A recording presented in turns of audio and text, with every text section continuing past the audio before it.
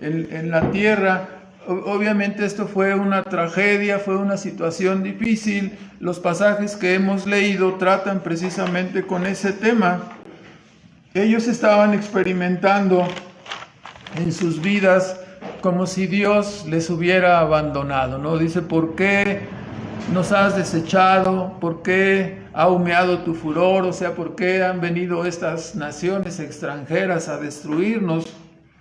Y resultará instructivo entonces el Salmo para enseñarnos cómo debemos conducirnos en circunstancias similares, cómo debemos conducirnos. A veces nos ponemos también así en una posición de sentirnos abandonados por Dios o sentir que Dios ya no nos oye, y debemos ver en la instrucción que nos da aquí el Salmo por medio de sus enseñanzas.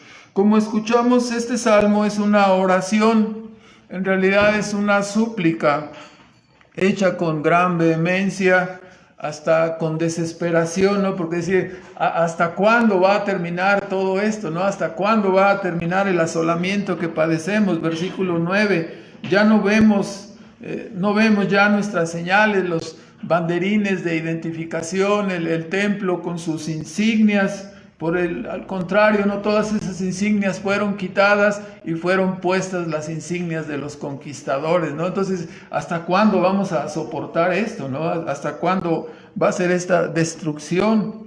¿Sí? Y no hay en nosotros, cuando estamos nublados en nuestra mente, cuando estamos nublados en nuestra visión espiritual, llegamos a equivocarnos, ¿no? Porque dice, ya no hay profeta entre nosotros. Sabemos que en ese tiempo estaba vigente el ministerio de Jeremías especialmente, y estaba vigente también el ministerio del profeta Daniel y el ministerio en la última parte del profeta Ezequiel.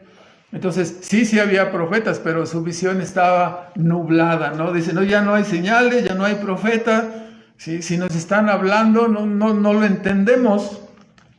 Jeremías había dicho en el capítulo 25, en el versículo 11, que los asolamientos de Judá vendrían y que sus asolamientos durarían 70 años. Pero ellos no tenían oídos para oírlo, no estaban ofuscados. Cuando estamos en una posición así, nos hablan y nada más decimos, sí. Sí, son 70 años, esto viene de Dios. Ajá. No entiendo qué me pasa, por qué me pasan estas cosas. No oímos lo que nos dicen, ¿verdad? No oímos los que vienen a hablarnos, nos nublamos. ¿Sí me entendiste sí me oíste lo que te dije? Sí. Y si nos atrevemos a decir, a ver, repítemelo, ya se me olvidó. Sí. No estamos oyendo, ¿verdad? No solamente entra el sonido, pero no estamos entendiendo, no estamos concentrados, ¿no? Así pues, suena aquí como un niño que ha perdido a su madre, ¿no? O sea, está desconcertado, y con la finalidad de poder comprender cómo es que el pueblo de Dios llegó a esta condición, es menester que hagamos un recuento histórico, ¿no? Esto va a ser la parte introductoria.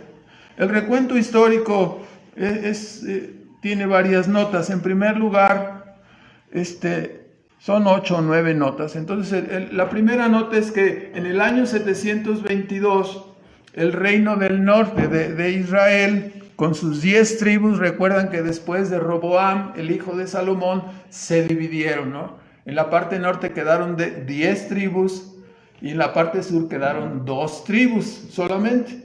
Entonces, por eso a las 10 tribus se les llama Israel, el reino del norte, y a las 2 tribus, Judá y Benjamín, a las del sur, se les llama Judá.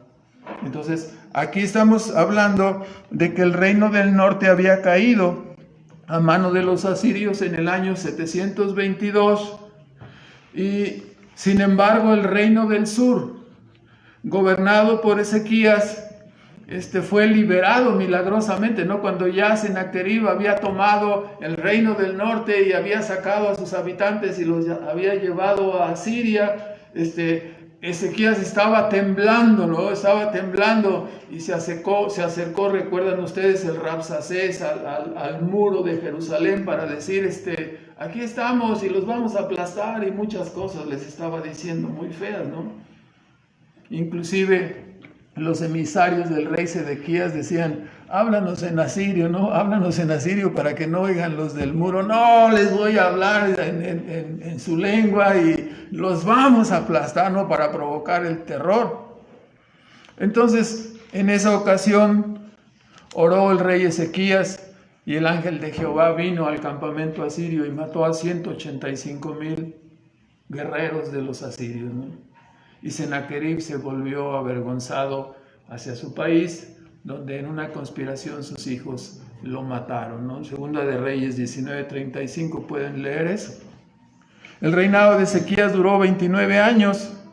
Después, en segundo lugar, el rey Ezequías se enfermó y Dios hizo otra maravilla ahí. Lo sanó, enfermó de muerte y Dios lo sanó y le dio 15 años más de vida. Y después de esto resulta que el buen Ezequías recibió mensajeros de los babilonios. Los hubiera recibido y le dan su mensaje y se regresan a su casa y se acabó, ¿verdad? Pero los trajo y se puso perdón por la expresión, se puso de sangrón y les empezó a enseñar todos los tesoros que tenían en el reino del sur, ¿verdad? Y les mostró toda la casa. Imagínense ustedes entrar en el templo, mirar el oro, todo cubierto de oro, sus columnas, o sea que ellos han de haber quedado con los ojos así, increíble, ¿no? Es decir, su ejército no nos podrá resistir, ¿no? Ah, qué bonito está todo tu ciudad, qué bien están arreglados. Y sabemos que el coach de Ezequías era el profeta Isaías, ¿verdad? Entonces, Ezequías se portó neciamente, con arrogancia, y Isaías viene y le dice, ¿quiénes son estos? Dice, son mensajeros de Babilonia, ¿no? De la gran Babilonia. Si yo los estoy atendiendo aquí, ¿verdad? Sí, dice, pues ellos mismos regresarán y se llevarán a tus hijos y aplastarán tu reino y se llevarán todo el oro. Y les dijo todo lo que sucedería más adelante, ¿no? Después terminó y el reinado de Ezequías fue calificado como bueno ante los ojos de Jehová. Y sin embargo vino su hijo llamado Manasés. El gobierno de Manasés fue malísimo, ¿verdad? Malísimo. Y mientras el reino de Ezequías duró 29 años, el reino de Manasés duró 55 años. O sea, tuvieron que soportar a Manasés 55 años. Manasés hizo lo malo delante de los ojos de Jehová. Y se nos dice ahí, vean, Segunda de Reyes 21, que ya leímos, pero vamos a repasar aquí en el versículo 9 al 15, Segunda de Reyes 21, del 9 al 15, nos dice de este rey Manasés, dice, mas ellos no escucharon, y Manasés los indujo a que hiciesen más mal que las gentes que Jehová destruyó delante de los hijos de Israel, o sea, más mal que los amorreos. Y habló Jehová por mano de sus siervos los profetas, diciendo, por cuanto Manasés, rey de Judá, ha hecho estas abominaciones. Todo el capítulo está lleno de todas las maldades que hizo Manasés. Dice, ha hecho más mal que todo lo que hicieron los amorreos que fueron antes de él, y también ha hecho pecar a Judá en sus ídolos. Y note desde cuándo comienza este asunto. Dice, por tanto, así ha dicho Jehová, el Dios de Israel, he aquí yo traigo tal mal sobre Jerusalén y sobre Judá, que el que oyere le retiñirán ambos oídos, y extenderé sobre Jerusalén el cordel de Samaria y el plomo de la casa de Acab, y yo limpiaré a Jerusalén como se limpia una escudilla, que después queda. Estamos hablando de que esto sucediera, estamos viéndolo, y aunque hay que decirlo, ¿no? Manasés se arrepintió al final de su vida, hizo algunos cambios, pero el mal estaba hecho, ¿no? El mal estaba hecho. y el mal determinado sobre Judá, especialmente por el mal reinado, ¿sí?, el mal reinado de Manasés. En cuarto lugar, el hijo de Manasés salió igual de malo, ¿no? Su hijo Amón hizo lo malo como su padre, solo que su reino duró 2 años. Dice la escritura que dejó a Jehová y no anduvo en sus caminos. El hijo de Amón, llamado Josías. En quinto lugar, este reino de Josías, Dios volvió a manifestar su misericordia sobre Judá, porque fue hallado por el sacerdote Hilcías, ¿no?, que dijo: he encontrado el libro de la ley. Entonces dijo: a ver, léeme lo que encontraste. Y el sacerdote le leyó el libro de la ley que habían encontrado. Imagínense, cuando dicen encontré el libro de la ley, o sea, en qué estado estaba el santuario, en qué estado estaba la situación de adoración. O sea, han de haber hallado arrumbado por allá, metido quién sabe en dónde el libro, y lo sacaron, ¿no? Y dicen: encontramos esto. Algunos suponen que encontraron el rollo de Deuteronomio o alguna cosa así. Y cuando la oyó Josías, se postró delante de su rostro al escuchar toda la palabra de Dios, el consejo de Dios, rasgó sus vestiduras y dice que se volvió un gran reformador este rey Josías, ¿no? Hizo muchos cambios, derribó los lugares altos, los ídolos, hizo muchísimos cambios, fue un rey donde Dios llevó un gran avivamiento en su tiempo, 31 años. Pero hermanos, el juicio estaba ya decretado sobre Jerusalén, ¿no?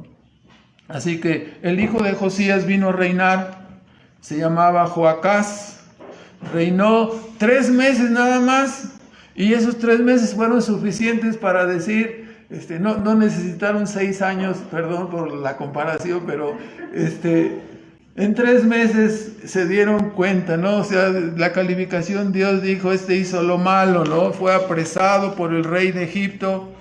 Y entonces puso el faraón de Egipto, otro hijo de Josías que se llamaba Eliaquim, al cual puso por nombre Joacim. Y ya duró reinando 11 años.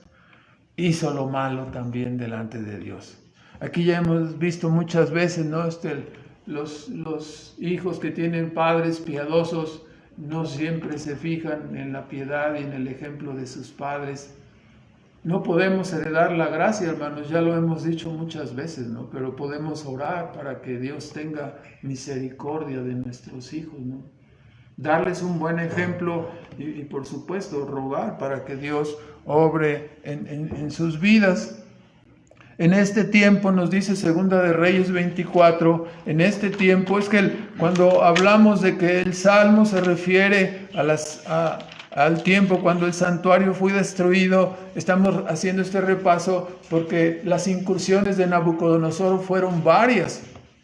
Entonces, en este tiempo se nos dice Segunda de Reyes 24, se nos dice del versículo 1 al 4, en su tiempo, en el tiempo de Joacim, subió Nabucodonosor, rey de Babilonia, y dice que Joacim le sirvió 3 años y luego se rebeló contra él.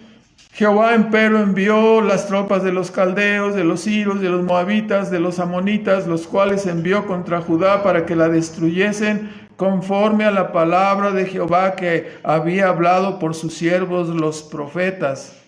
Ciertamente vino esto contra Judá por dicho de Jehová, para quitarla de su presencia, por los pecados de Manasés, conforme a todo lo que hizo, asimismo por la sangre inocente que derramó, pues llenó a Jerusalén de sangre inocente.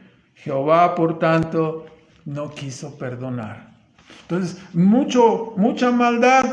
Y por eso envió Dios a los caldeos, ¿no? Entonces, ahora después este hijo de Joacim, llamado Joaquín, o sea, puros nombres muy confusos, también otro que duró 3 meses y también hizo lo malo delante de los ojos de Jehová.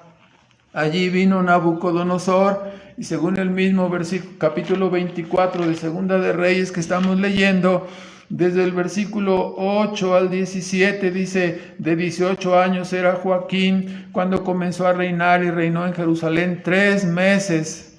El nombre de su madre, versículo 9, la calificación: hizo lo malo en ojos de Jehová conforme a las cosas que había hecho su padre. Y versículo 10, en aquel tiempo subieron los siervos de Nabucodonosor, rey de Babilonia, contra Jerusalén y la ciudad fue sitiada, ¿no? Entonces nos damos cuenta, vino Nabucodonosor contra la ciudad cuando sus siervos la tenían cercada, y entonces Joaquín, rey de Judá, salió al rey de Babilonia con su madre, sus siervos, sus príncipes, eunucos, y lo prendió, lo apresó el rey de Babilonia. Y sacó de allí los tesoros de la casa de Jehová, los tesoros de la casa real, todos los vasos de oro que había hecho Salomón, rey de Israel, en la casa de Jehová, y llevó cautivo, versículo 14, a todo Jerusalén, los príncipes, los hombres valientes, hasta 10,000 cautivos y todos los oficiales. Versículo 15, asimismo transportó a Joaquín, rey de Babilonia, y a la madre del rey, y a las mujeres, a sus eunucos, y a todos los hombres de guerra. Esta es llamada, ¿no?, la cautividad. Esta es la segunda cautividad. La primera cautividad es del reino del norte por parte de los asirios, por parte de Sennacherib, en el 722. La segunda cautividad es de Judá, el reino del sur. Estamos hablando de alrededor varias ocasiones, pero especialmente la última, ¿no?, cuando fueron cautivos en el año 585 más o menos. Entonces, ven ustedes, Nabucodonosor saqueó el templo. O sea, si todas las paredes del templo estaban laminadas con oro, estamos oyendo que usaban, ¿qué?, hachas y espadas y todo. Cuando fueron ensambladas las piedras no se quería hacer ni ruido, se ensamblaban y las piezas se colocaban. Y vienen estos y con martillos y espadas, y seguramente dejaron aquello muy destruido, ¿no?, para llevarse lo que ellos consideraban solo valioso, ¿no?, el oro. Así que después vino el reino de Matanías, que le fue cambiado el nombre. Yo también se lo hubiera cambiado, ¿no? Si se llamara Matanías, hubiéramos hecho un juicio para cambiarlo.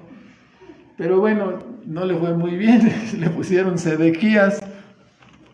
Y reinó 11 años también e hizo lo malo, ¿no? Así vino la ira de Dios. Vuelvan a Segunda de Reyes, por favor, 24.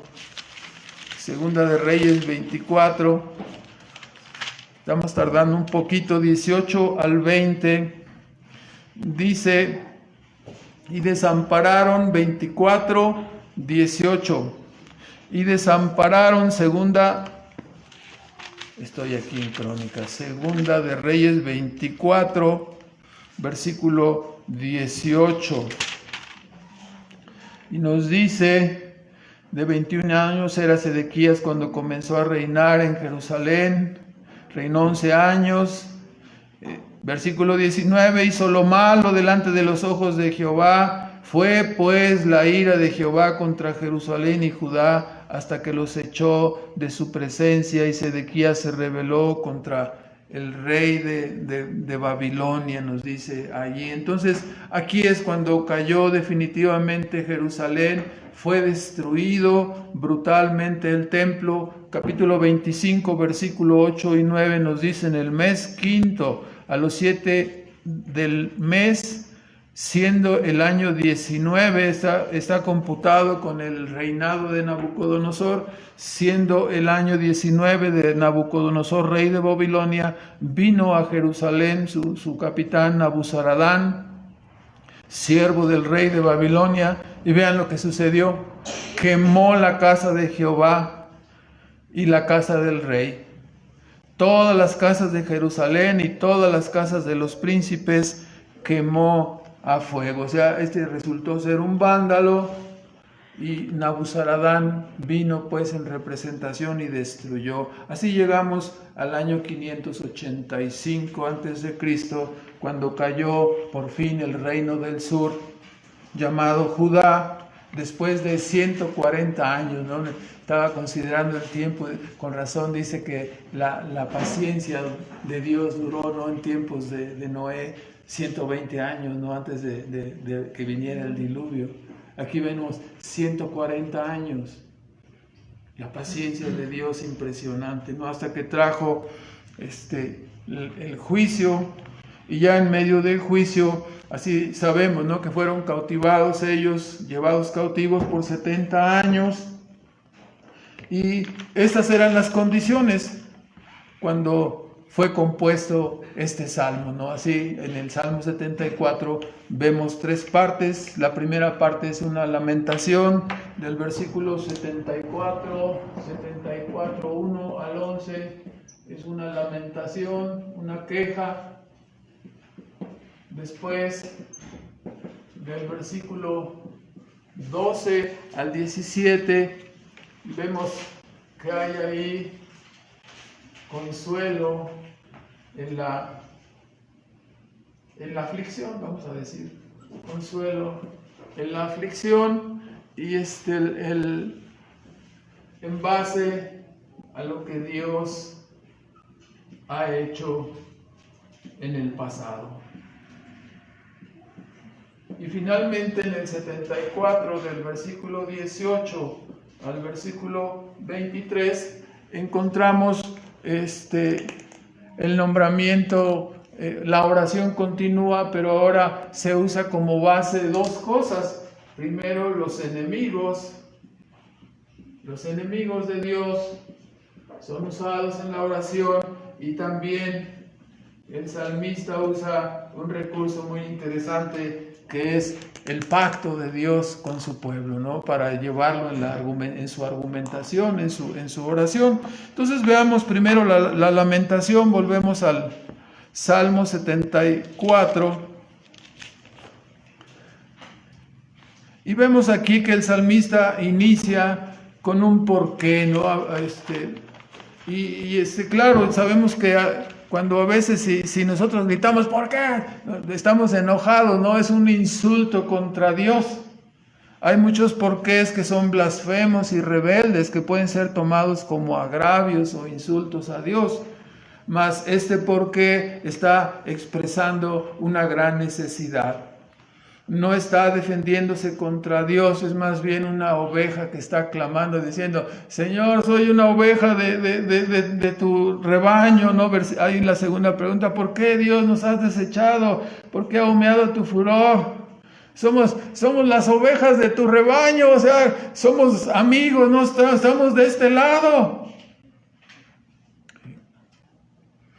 ¿Por qué expresa entonces una gran necesidad? Una oveja llamando a su pastor: ¿por qué me has dejado? Soy una oveja de tu rebaño. Y note las expresiones de la oración de Asaf. Nos dice: soy oveja de tu rebaño. Versículo 2, somos tu congregación. Tú nos compraste, te pertenecemos. O sea, no nos destruyas, no permitas que nos destruyas, te pertenecemos a ti. Tú nos rescataste, tú pusiste aquí tu templo, tu Sión, en Sión la casa de tu habitación. O sea, no permitas que esto suceda. En el versículo 3, mira lo que tus enemigos han hecho en el santuario, no en tu templo. Y aquí es algo interesante, ¿no? O sea, nos pueden aplastar a nosotros, pueden destruirnos a nosotros, pero el capital, la ganancia, el tesoro de Judá, ¿qué era? El templo de Dios y la presencia de Dios en su templo, ¿no? Mira lo que los enemigos han hecho a tu santuario. Han quitado las insignias que nos identificaban y han colocado sus banderas. Versículo 4 dice: han bramado, ¿no? Han vociferado en medio de tus sinagogas, ¿no? Ya nos imaginamos la irreverencia y la falta de respeto que se manifestó por parte de estos visitantes, ¿no? Hacia Dios, hacia el templo, hacia su culto. Versículo 5, dice el salmista: se han conducido como leñadores, ¿no? Así como vemos las competencias, ¿no? De esos grandes árboles que están masacrando con un hacha. Dice: así Estos entraron en el templo y destruyeron todo, ¿no? Como si estuvieran en una competencia. Blanden sus hachas en el santuario. O sea, que un leñador haga eso en el bosque está bien, pero en el santuario para destruir y despedazar todo. Es tu templo, no es el bosque, dice el salmista, ¿no? Es una profanación, es un acto sacrílego en tu lugar santo y ellos ahí destruyendo. Como mencioné hace un rato, ¿no? Las piedras se tallaban fuera y después se transportaban y eran conducidas hasta su lugar para ser ensambladas. No había ruido de martillos, no había... ¿sí? El templo fue hecho en gran reverencia, ¿no? Así que estos hombres, dice en el versículo 8, mostraron, ¿no? Dijeron en su corazón, destruyámoslos de una vez. Han quemado todas tus sinagogas de Dios en la tierra, ¿no? Ellos están dispuestos a destruir, ponen de manifiesto su enemistad, ¿sí? Lo estaban haciendo con gusto, ¿no? Hay muchas personas que aborrecen a los cristianos, que aborrecen el culto de Dios, ¿sí? Que apenas les mencionas la Biblia, les hablas de eso, se eriza, ¿no? Así como un puercoespín, así sale la enemistad, no quiero saber nada de Dios, no quiero escuchar nada de Dios. Y finalmente nos dice ahí, ¿no? En el 7, prendieron fuego a tu santuario, como escuchamos, su razón de vida, el tesoro de Judá. Pudieran masacrarnos a nosotros, pero el asunto es sobre tu templo. Entonces, versículo 9 dice, ya no vemos señales, no vemos a los profetas, había perdido la brújula. Nosotros podemos pensar, ¿no? Se podría derrumbar Dagón o cualquier otro ídolo filisteo, pero no el santuario del Dios vivo. No entendemos qué está pasando, ¿no? Estamos desorientados, no hay profeta que nos diga hasta cuánto hemos de soportar esto. Aunque como ya mencionamos, Jeremías 25:11 decía que serían 70 años de cautiverio, ¿no? Ellos dicen, no, ya no hay ni señales, no hay profeta, ni quien nos diga hasta cuándo, ¿no? Hasta cuándo, oh Dios, nos angustiará, seremos atropellados, ¿no? Hasta cuándo el angustiador nos afrentará. ¿Y hasta cuándo, versículo 10, ha de blasfemar el enemigo? ¿Será esto perpetuo? O sea, ¿por qué detienes tu mano? O sea, ¿por qué no actúas? ¿Por qué no nos liberas inmediatamente? ¿Por qué no te levantas y demuestras que tú eres Dios y que Israel, que Judá es tu pueblo, que en Jerusalén está tu templo y sacas a todos tus enemigos, ¿no? Para que sea una demostración contundente. Que tú demuestres quién eres y quién es tu pueblo. Quizás ellos esperaban, ¿no? ¿Por qué no vienes y matas otros 185,000 de estos ahora? De estos babilonios, como hiciste con los asirios. Es muy parecido, ¿no? A cuando nosotros decimos o pensamos, ¡ay! ¿Por qué tengo que soportar a este jefe inconverso? ¿Por qué Dios no acaba con este vecino idólatra y su música infernal que me revienta los oídos, ¿no? ¿Por qué permites que estos líderes religiosos y políticos en el mundo sigan haciendo tantas barbaridades y diciendo tantas incongruencias? ¿Por qué no los aplastas de una vez, no? ¿Por qué permites que los medios de comunicación se burlen de tu causa y favorezcan el pecado? Que sean como Sodoma y Gomorra, ¿no? Que publican su pecado, dice. Y claro, después de la obra de Cristo, los creyentes podemos contestar, hermano, la cosa es calmada, ¿verdad?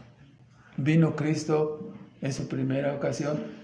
Todos los ajustes, todas las cosas serán hechas hasta la segunda venida de Cristo.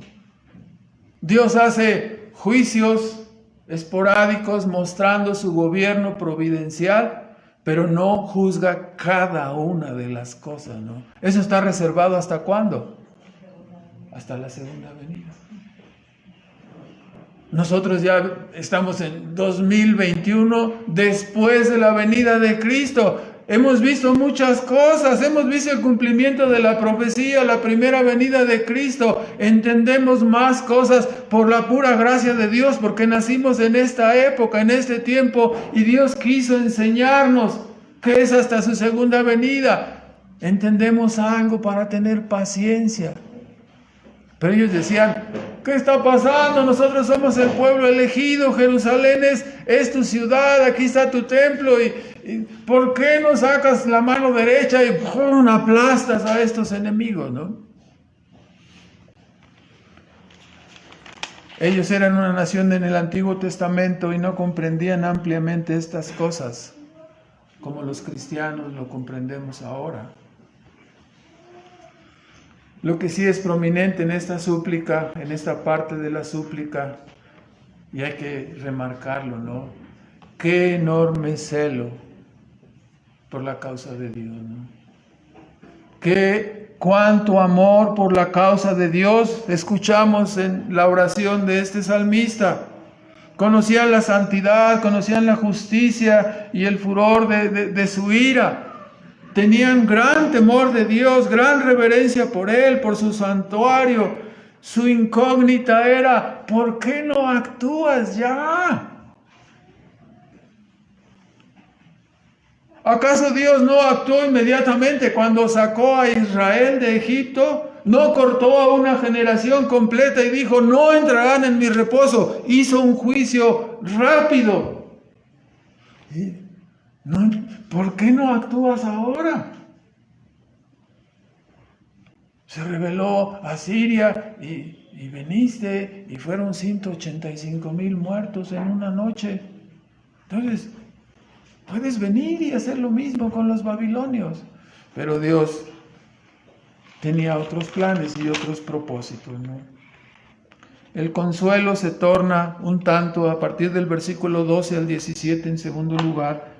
El consuelo, la lamentación se torna en algo de consuelo, ¿no? Y aquí, ojo, porque esto es una lección para nosotros, ¿no? Este es un salmo muy parecido al Salmo 44.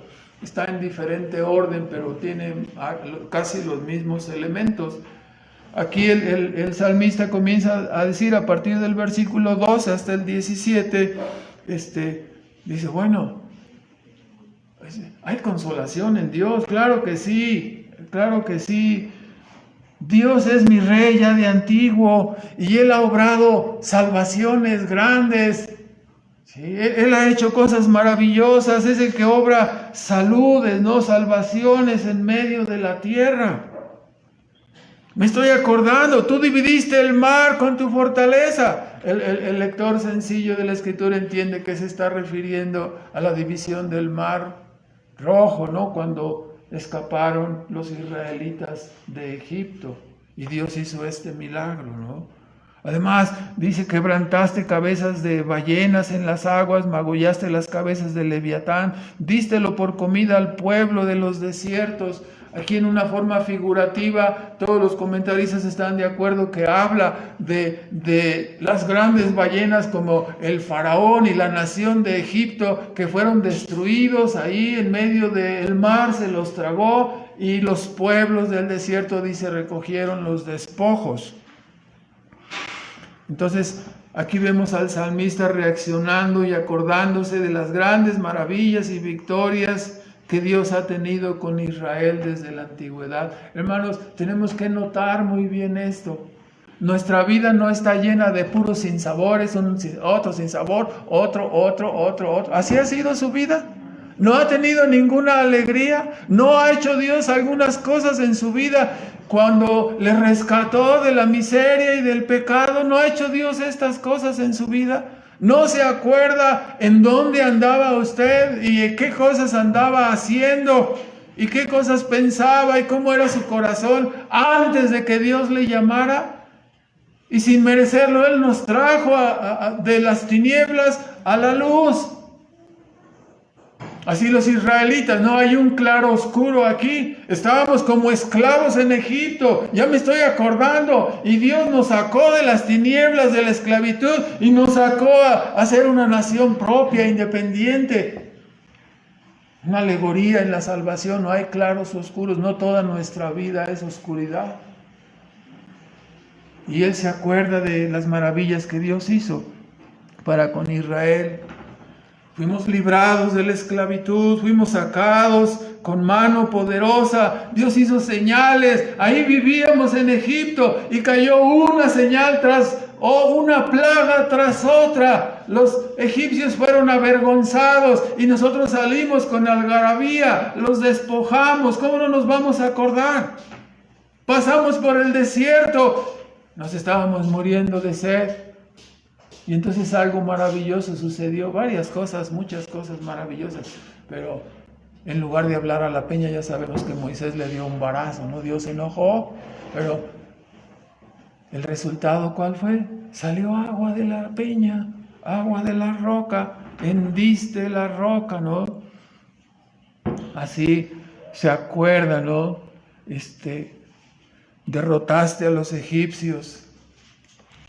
Entonces, todas estas cosas sucedieron, ¿no? Sus enemigos perecieron. En el versículo 15 refiere ahí el milagro, dice, abriste la fuente, ¿no? Sacaste agua de la roca. Cuando Josué atravesó el Jordán, dice, secaste ríos impetuosos, ¿no? Y pasaron los israelitas como por tierra seca, dice. Entonces, así los milagros y las maravillas que Dios hizo, ¿no? Sacar agua de la roca, el paso de Josué por el Jordán. Y vea el versículo 16 y 17. Hasta acordarse, ¿no? del tiempo de la creación. ¿Sí? Tuyo es el día y tuya es la noche. Imagínense si tuviéramos noches de 6 meses, ¿no? Que en algunos lugares hay en el mundo. Noches de 6 meses. O días de 6 meses también. Pero dice, tú estableciste, claro que sí, el día y también la noche, los ciclos, preparaste la luna y el sol, las luminarias que se mueven y que giran y que dan luz a nuestra tierra, las estaciones, el invierno, el verano, los límites, no somos un pequeño islote en medio no, hay un porcentaje de mar, un porcentaje de tierra distribuido soberanamente, hay climas y hay frutas y hay, como lo sabemos, ¿no? En todo el mundo de una forma diferente y distribuido. Tú hiciste todas estas cosas en tu creación. Nosotros nos beneficiamos del sol, de su calor, de la luna, la tierra se beneficia, los cultivos. Estableció los circuitos que marcan la duración del día y la noche, así como las estaciones. Y determinó los límites y extensión de la tierra y el mar, ¿no? Manifestando que su soberanía. O ustedes les preguntaron cuántos metros de Caribe quieren, cuántos kilómetros. No, Dios lo determinó, ¿no? Sí, también diseñó el Atlántico, el Pacífico, todo, ¿verdad? A veces el Pacífico no es tan pacífico, pero también lo diseñó así, ¿no? Manifestó su soberanía y poder sobre su creación y también sobre la historia de los pueblos, sobre la historia de su propio pueblo, ¿no? Como está diciendo el salmista. Hermanos, si nosotros miramos el día y la noche, el verano, el invierno, la tierra, el mar, los contrastes, los ciclos de la vida, la muerte, ¿no? Los ciclos en la historia de las naciones, como Israel que fue esclavo y luego nación libre. Todo esto nos puede ayudar a entender que Judá estaba entrando, ¿a dónde, hermanos? Judá estaba en la noche, en un espacio de noche, ¿no? Le había caído la noche, se puede decir así, ¿no? 70 años entraba en la noche en su cautiverio, en su invierno. pero en algún momento tendría su verano, ¿verdad? En algún momento sería el día y vendría la liberación. Primero terrenal, después de 70 años, ¿no? Y después eterna. Es algo maravilloso considerarlo. Por supuesto, ahora, por la proclamación del Evangelio, sabemos que estamos viviendo una época maravillosa de gracia y de salvación desde la venida de Cristo, desde su primera venida. 2021 años, ¿no? Ya de gracia, vamos a decirlo en términos así cerrados. En el futuro habrá oscuridad, hermanos. En el futuro se nos vendrá también la noche y habrá persecución. La Escritura anuncia todas estas cosas para después despertar a un amanecer que eterno de gloria en la segunda venida de Cristo, ¿no? Sí, se oscurecerá en el futuro, pero solo para dar lugar al brillo de la eternidad, ¿no? Entonces podemos beneficiarnos al entender, ¿no?, los ciclos que Dios hace e interpretar las cosas que Dios hace en la tierra, en la creación y en la historia de las naciones, en la historia de las personas, para beneficiarnos. Habrá momentos de oscuridad, habrá momentos de prueba, habrá momentos difíciles y también habrá amaneceres y circunstancias felices que Dios traerá a sus hijos, a su iglesia, a su nación, al mundo. Si me explico, podemos entender esto, ¿no?, de todos estos ciclos. En tercer lugar, del versículo 18 al 23, la petición del salmista se vuelve ahora, ¿no?, en su oración a considerar a los enemigos de Dios y el pacto. Dice a partir del versículo 18, acuérdate. O sea, está orando y decir, Señor, estamos destruidos, acuérdate de tus enemigos. Acuérdate que ellos han dicho afrentas contra ti. El pueblo insensato, versículo 18, ha blasfemado tu nombre, ¿no? Están menesterosos. El salmista pide con respecto a los enemigos de Dios que se acuerde de ellos. Y claro, Dios no es hombre para olvidar ninguna cosa, ¿no?, para pasar por alto. Aquí el salmista pone los hechos de los malvados, de los enemigos de Dios. Han dicho afrentas, han blasfemado. Recordamos otra vez, ¿no?, la historia de este hombre gobernante, ¿no?, del Rabsacés, que vino a los muros de Jerusalén para decir, no han caído todas las naciones delante de los asirios, y Jehová, y ustedes piensan que ningún Dios les ha resistido. Los asirios vendremos y los aplastaremos. Era una blasfemia, ¿no? 185,000 muertos vinieron sobre ellos, y la propia muerte de Sennacherib. Han blasfemado, enfurecidos, furiosos. El pueblo de Dios es considerado como una paciente, ¿sí?, y una afligida, desprotegida y débil tórtola, ¿no? Lo hemos dicho otras veces cuando vamos así en los parques y están las tortolitas, ¿verdad? Sí, y casi piensa uno, bueno, que no existe. Estás caminando ahí están, y ni hacen caso, como si no existiera, ¿no? Son como fieras contra una débil ave. Judá, en cambio, tu pueblo, es una congregación de afligidos. Ojalá fuera así del todo. Pero sabemos por las lecturas que hemos hecho el día de hoy que el engreimiento, la soberbia, la vanagloria y el descuido habían hecho presa de su tórtola.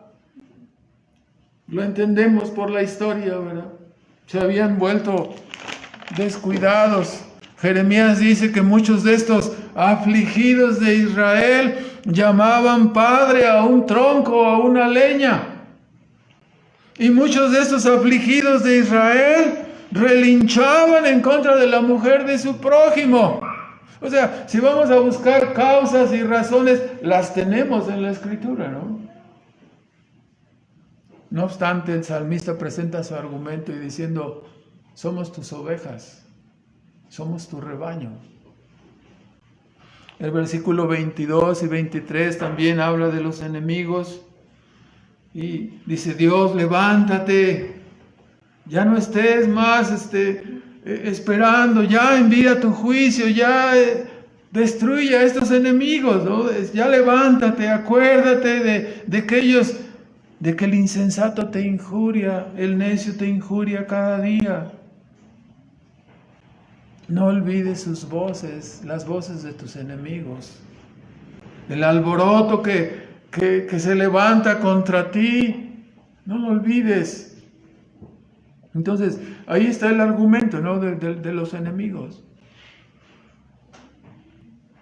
A veces, rara vez usamos este argumento en nuestra oración, ¿no? Pero aquí está el salmista diciéndonos cómo debemos hacerlo. ¿Hasta cuándo soportarás estas cosas, ¿no? ¿Hasta cuándo soportarás a tus enemigos y blasfemias? ¿Hasta cuándo soportarás a este mundo rebelde que se ríe de Dios, que se ríe de la Biblia, que menosprecia tu palabra? ¿Hasta cuándo? Su iglesia clama y dice, ven Señor Jesús, acaba con estas cosas. Completa tu proyecto.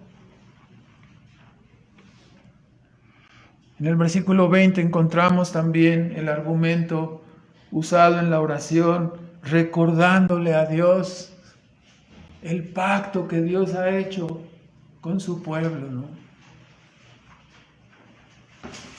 Dice, mira tu pacto porque las tenebrosidades de la tierra llenas están de habitaciones de violencia.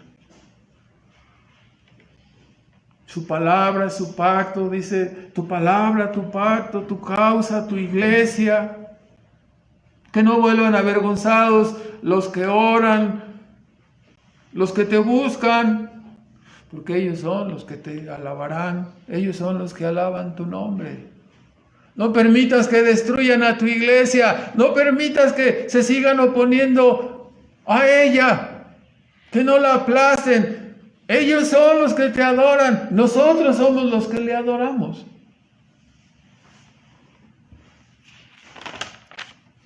Por amor de su nombre, por su poder y su fidelidad a su palabra, el Señor no dejará caer su pacto y bendecirá a su pueblo, ¿no? El salmista lo sabe y está usando ese argumento. Y hermanos, cuando nosotros pensamos en ello, ¿no es acaso entonces esta la fuerza de nuestra justificación delante de Dios por medio de Cristo? No podemos decir, Señor, tú has salvado a tu iglesia, tú moriste por ella, avívala, confórtala, anímala para que siga adelante. Somos tu pueblo, es tu iglesia. Y nosotros pensamos, ¿no? Israel fue el pueblo escogido, Israel fue el pueblo usado para traer al Mesías, y la iglesia es el pueblo por el cual el Mesías vino a morir, ¿no? ¿Será descuidada su iglesia? ¿Será dejada? ¿Será desamparada? No hay ahí un argumento. Desde la antigüedad tú escogiste a tus hijos, desde la antigüedad tú trajiste y formaste tu rebaño para que te adorara, para que fuera sal y luz en medio de este mundo. Avívanos ahora, no nos dejes morir ahora, no nos abandones ahora. Aprendamos a usar estos argumentos en nuestras oraciones.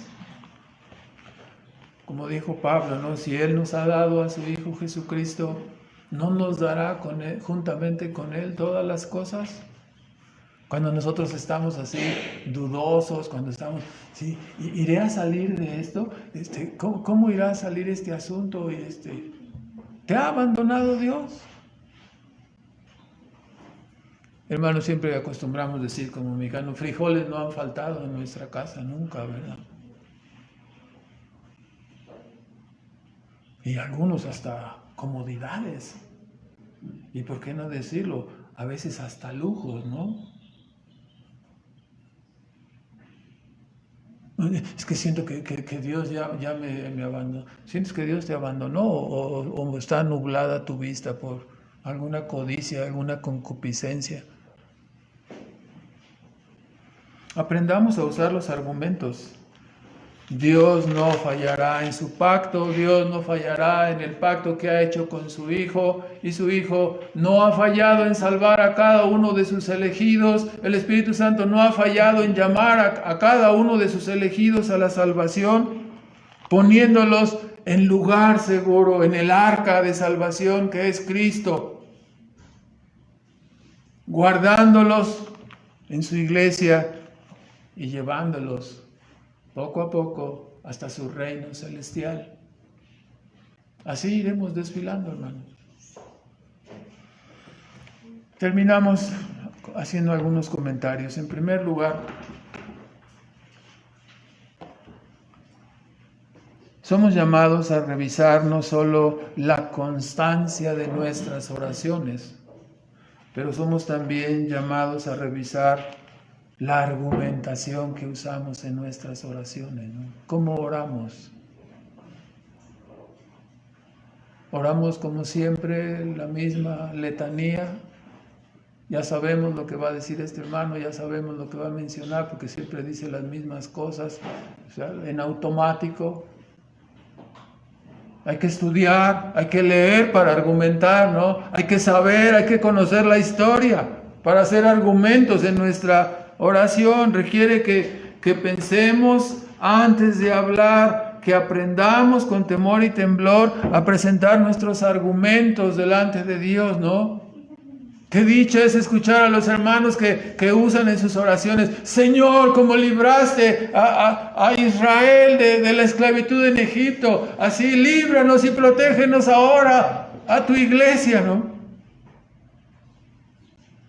Nos da gusto escuchar las argumentaciones.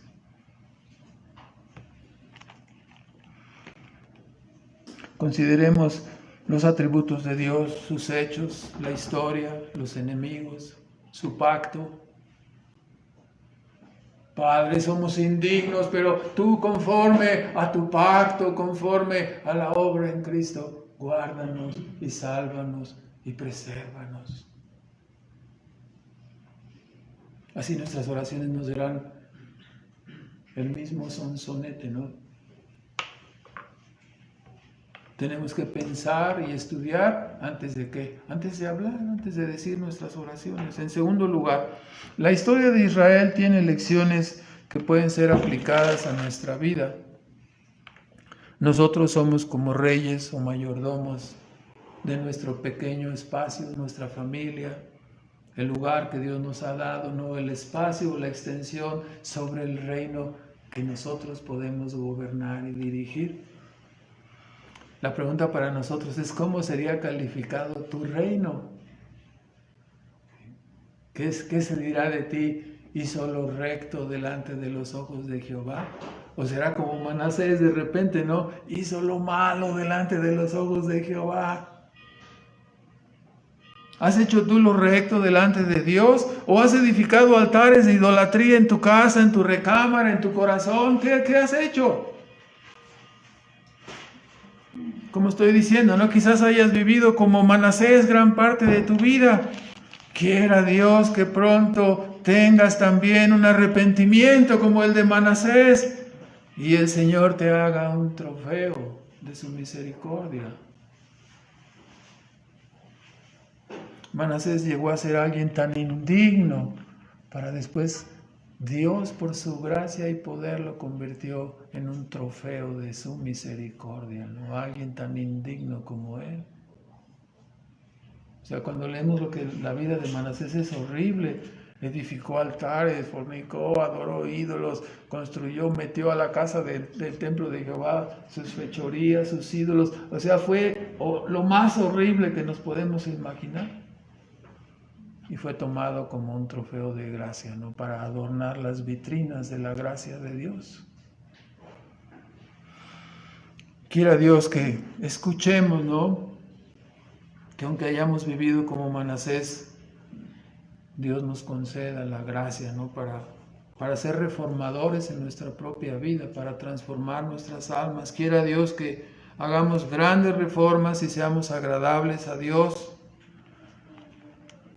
y no que seamos encontrados como hizo lo malo, ¿no? Levantó altares a su codicia, levantó altares a su mundanalidad, ¿no? Gratificó su ego todo el tiempo. Y era un hijo de Dios. ¿Cómo es eso?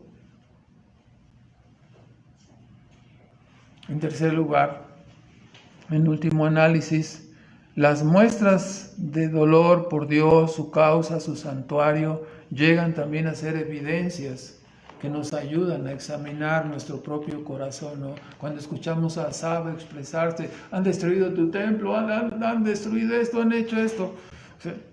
Sí, nosotros decimos ser creyentes, pero al mismo tiempo nos vale perder el culto, nos vale perder la oportunidad de servicio por las cosas terrenales, o en realidad hay tristeza, dolor, compunción, quebrantamiento por perder a veces, ¿no? Ocasionalmente lo más valioso que es lo de Dios y su causa, ¿no?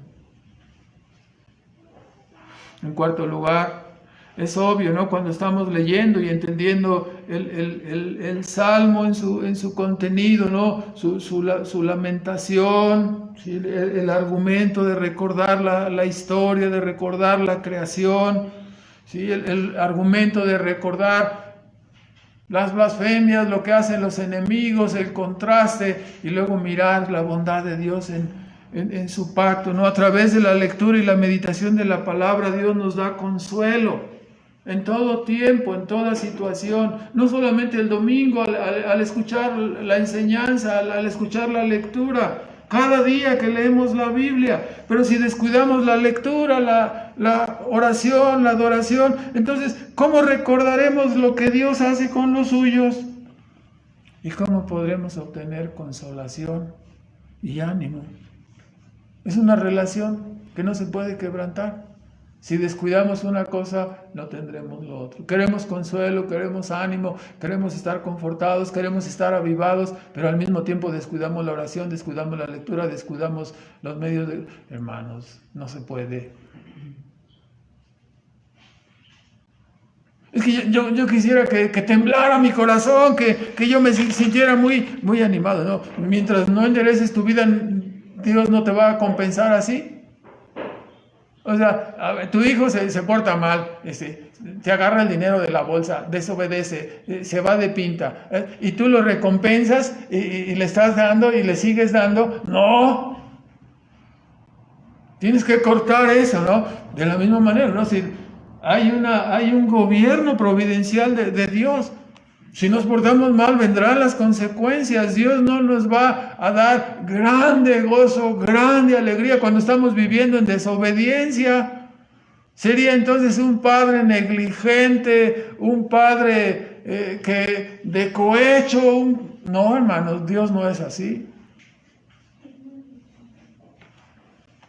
En quinto lugar, recordemos, hermanos, que tenemos una relación de pacto.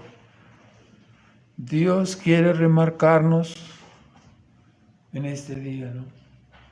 Que si estamos en pie y que perseveramos, es tan solo debido a esta relación de pacto que tenemos con Él a través de Cristo. No es debido a nosotros, es su gracia, es su favor. En sexto lugar, al permitir que seamos derrotados y que nuestros enemigos estén allí como una piedra en el zapato, Dios nos está recordando en dónde estaríamos si Él no nos hubiera rescatado. ¿Qué sería de nosotros y de nuestra vida si Dios no nos hubiera salvado? Claro, habría un Manasés Ibáñez, habría un Amón Ramírez, un Joacín Rincón, malvados, ¿no? Hicieron lo malo delante de los ojos de Dios. Mas ahora, ¿no? Por medio de Cristo somos como uno que es acepto y agradable a Dios y que ha hecho siempre lo que a Dios le agrada, ¿no? Imagínense venir delante de Dios. Ven, hijo mío, santo. ¿Sí? Hermoso eres, hijo mío. Hermoso eres tú para mí, creyente. ¿Sí? ¿Yo? Si soy un trapo, o sea, ¿cómo? Pero por la obra de Cristo y por esa relación de pacto somos recibidos como si fuéramos justos y agradables. Lo somos por medio de Cristo, lo somos. En sexto lugar, es maravilloso mirarnos siempre a través de esta relación de pacto con Dios, a través de Cristo. Cualquiera que sea nuestra situación, en el fondo de la depresión, rodeado de obstáculos infranqueables, quizás vencido de la tentación, consuélate, levántate. ¿Por qué? Porque eres acepto delante de Dios por medio de Cristo. Así es el asunto. Así es. Si tu vida pasada te aflige, si la ley te exige una perfección que tú no alcanzas a dar, otra vez, mira a Cristo, mira esta relación de pacto con Dios. No puede ser quebrantada, no podemos ser separados si estamos en el pacto, si estamos en Cristo. Eres acepto, somos aceptos solamente por Cristo. Debemos confiar y apoyarnos solo en esta sólida roca eterna. En séptimo lugar, hermanos, Deuteronomio 29, no solo, aunque no siempre lo hacemos, pero hoy lo haremos, no solo existe la bondad y la gracia de Dios, ¿no? También, junto con la historia de Judá, hemos de ver la advertencia que Moisés da ahí en Deuteronomio 29, versículo 18. Dice, quizá, o sea, no es pura gracia, también hay responsabilidad y también hay jaloneo para la responsabilidad humana. No todo es gracia, hay responsabilidad. Quizás habrá entre vosotros, 29:18, varón o mujer o familia o tribu cuyo corazón se vuelva hoy de con Jehová nuestro Dios para andar y servir a los dioses de las gentes de ahora, ¿no? Quizá habrá en vosotros raíz que eche veneno y ajenjo, y sea que cuando el tal persona, tal familia, tal tribu, tal iglesia, ¿no? Dice, que cuando tal oyere las palabras de esta maldición, se bendiga en su corazón diciendo, tendré paz aunque ande según el pensamiento de mi corazón. Así añade, ¿no?, la embriaguez a la sed. Jehová, dice entonces, no querrá perdonarle, antes humeará luego el furor de Jehová y su celo sobre el tal hombre, y asentaráse sobre él toda maldición escrita en este libro, y Jehová raerá su nombre de debajo del cielo. Responsabilidad. Gracia, sí. Responsabilidad también. Aquí está la responsabilidad. Tenemos aquí una gran advertencia para no tomar la gracia como un pretexto para no corregir o para no enderezar nuestras vidas.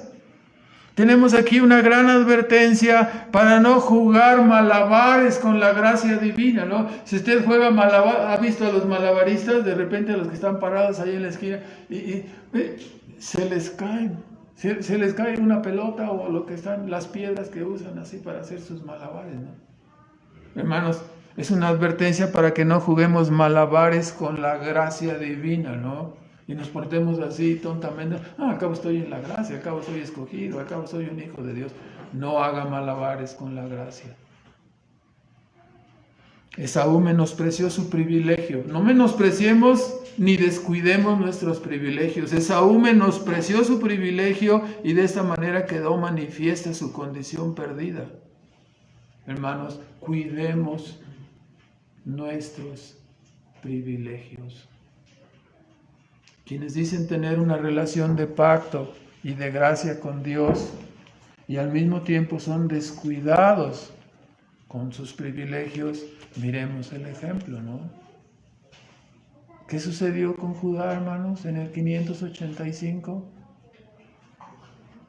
¿Sí? ¿No fueron tomados? ¿No fueron masacrados? ¿No fueron llevados cautivos? No, nosotros somos la iglesia de Dios, nuestra doctrina está bien. Sí. Si no caminamos en la senda de Dios, estaremos haciendo malabares, ¿no? Cuidado, hermanos. El descuido de la gracia puede ser una señal de menosprecio y síntoma de peligro, de que en realidad la persona no esté en la gracia, ¿no? Entonces debemos de tener mucho cuidado, ¿no? En último lugar, aprendamos a llevar nuestras angustias, nuestras lamentaciones a Dios en nuestros ruegos, ¿no? Aprendamos a argumentar, así como lo hizo Asaf. Cuando digo que llevemos nuestras angustias, a veces le vamos a decir al Señor, ¿por qué está ocurriendo esto? Señor, ¿por qué está sucediendo? Solamente cuidémonos de no convertir nuestro lamento y aflicción en murmuración o contagio viral, ¿no? ¿Sí me explico? Chismeando, no, ¿qué crees que Dios hizo conmigo esto? Oh, yo que soy todo mi querer y Dios hizo esto conmigo. O sea, no lleve un chisme, no haga un contagio viral de su murmuración. Puede llevar usted su inquietud a Dios, pero cuide de no hacer una murmuración contra Dios o de no hacer su murmuración un asunto viral, ¿no? El Señor dijo en 1 de Pedro 5:7, ¿no? Echad sobre mí todas vuestras cargas, ¿no? Yo las llevaré. Pongamos nuestras cargas en Él y descansemos, ¿no? Descansemos en Cristo y en esta relación maravillosa de pacto que Dios ha hecho con nosotros por medio de Cristo, ¿no? Oremos, hermanos. Nuestro Padre Celestial, damos las gracias en esta mañana por tu palabra.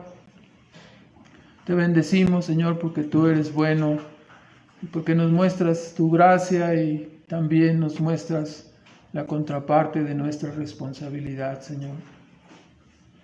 Tenemos que rogarte y suplicarte que nos des un profundo celo, un profundo amor por ti. Cada día, Señor, que vayamos creciendo y que podamos, Señor, mantenernos en medio de este mundo, recordando de dónde nos sacaste, recordando que somos pecadores, que fuimos redimidos, comprados por ti a precio de tu preciosa sangre, Señor. Ayúdanos a no perder de vista de dónde fuimos sacados y ayúdanos a no perder de vista a dónde seremos llevados, Padre. Y ya disfrutamos desde este tiempo de una maravillosa relación contigo y una vida diferente en este mundo por la obra de Cristo, Señor, por tu salvación. Por ello te adoramos y te amamos y te reconocemos como nuestro Dios, como nuestro Salvador. Y suplicamos, Padre, que tengas misericordia y preserves a tu iglesia, preserves a tu pueblo, que sigas alcanzando con tu verdad a tus escogidos y que sigas manifestando tu gracia en medio de nosotros, salvando y santificando a tus hijos. Te bendecimos y te queremos dar las gracias ahora en el nombre de Cristo Jesús. Amén.